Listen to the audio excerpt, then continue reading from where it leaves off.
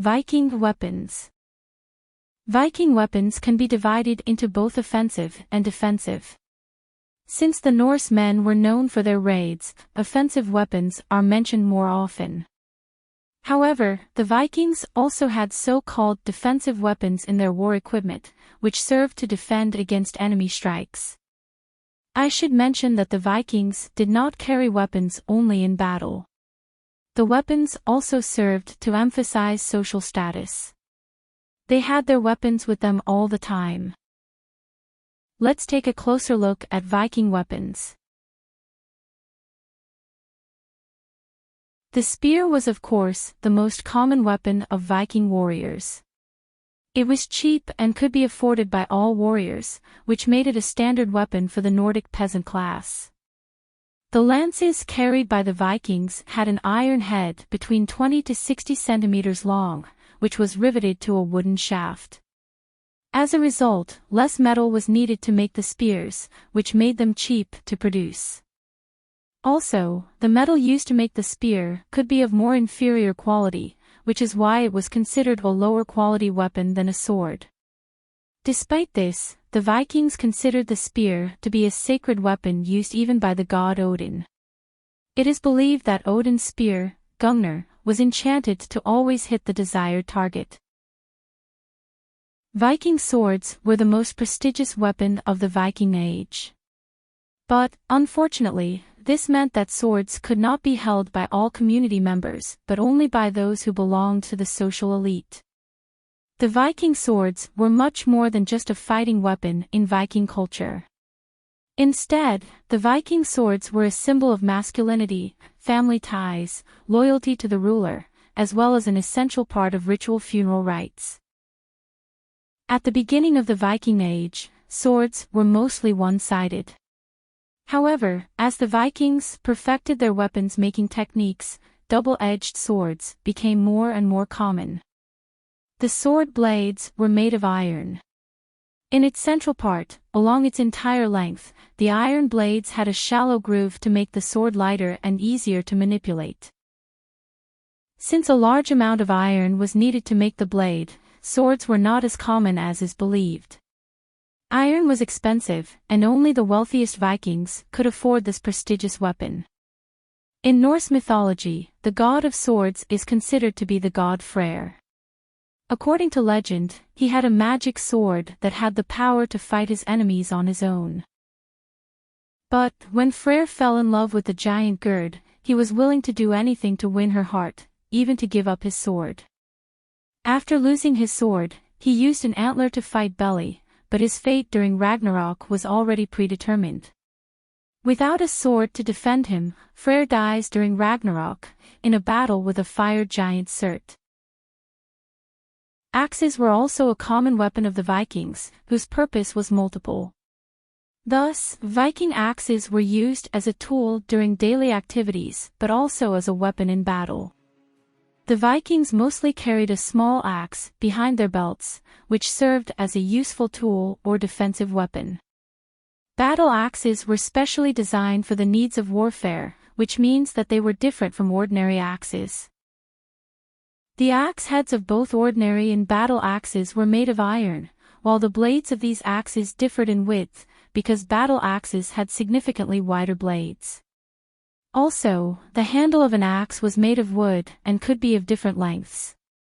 Many Viking weapons were given names, so certain axes had their own names. According to the Nordic sagas, 17 Viking axes had their own names. One of the most famous was the axe called Hel, named after the goddess of death. King Magnus of Norway and Denmark inherited this famous axe from his father, Olav Haraldsson. It is believed that Viking axe heads were so precisely made and sharp that, in the hands of an experienced warrior, they could cut even a helmet and a protective chain mail. The Vikings were also skilled in handling bows and arrows. Apart from war, bows and arrows were of course also used during hunting. The arches were made of wood and were sometimes decorated with metal fittings. The bows used in hunting were often decorated, while those intended for war were not practical to decorate because they often broken and was difficult to repair. The tips of the arrows were made of iron, bones, wood, and even animal horns. When we talk about the early medieval period, it is important to know that there are many knives that have a rich history. One such legendary knife is called seax and comes from Scandinavia. The seax is a weapon possessed by almost every Viking warrior and one of the earliest weapons they had. Therefore, this knife is probably the most important Viking weapon, rooted deeply in Viking history. The Viking seax was the longest combat knife. The blade of this knife was metal and 30 to 60 centimeters long, and the handle was most often made of wood and sometimes of bones or horns. Viking seax was used in the early period of the Viking era, and it was usually worn in a sheath, which was hung around the waist. It was of course a knife that normally was used on the farm to do practical work with, like when an animal was slaughtered, when you were making food, but also to cut and fix things around the farm. Depending on the length, seax knives had different names. Some of these names include langsax or skrammasax. However, in Nordic saga records, the term sax is most commonly used, and sometimes hogsax and handsax are used. The Norse people mostly wore helmets that protected their heads from enemy blows during a battle. Helmets were usually made of iron and, in rare cases, of leather. The helmets were rounded to cover the upper part of the head, and some of them also featured nose guards. And no, the helmets did not have horns. A helmet was also something that was expensive, because it took a lot of iron to make one, and therefore helmets was usually used only by the elite class. And having a helmet in battle of course increased your chances of survival. Viking shields were mainly rounded and made of wood. On the inside, shields had a handle that was protected with iron. The shields were sometimes edged with a metal ring for more superior durability. The diameter of the Viking shields was generally a little less than 1 meter. The shields were also painted, and there were two reasons for this. The first was that the symbols painted on the shields were a way of calling on the gods to help and protect you in battle. But it also was so that the enemy couldn't see which way the fibers in the wood went. This is very important, because if you have ever chopped wood, you know that you must cut along the fibers in order to split it. And if you do, that the wood splits easily. If you don't chop along the fibers, it will take a very long time to make even a dent in it, and many chops for you to actually split the wood in two. And when the Vikings closed ranks and made their shield wall, it wasn't only a great protective move, it must also have been very impressive to watch, but probably a frightening sight too. Some Viking warriors could afford protective armor in the shape of a metal shirt.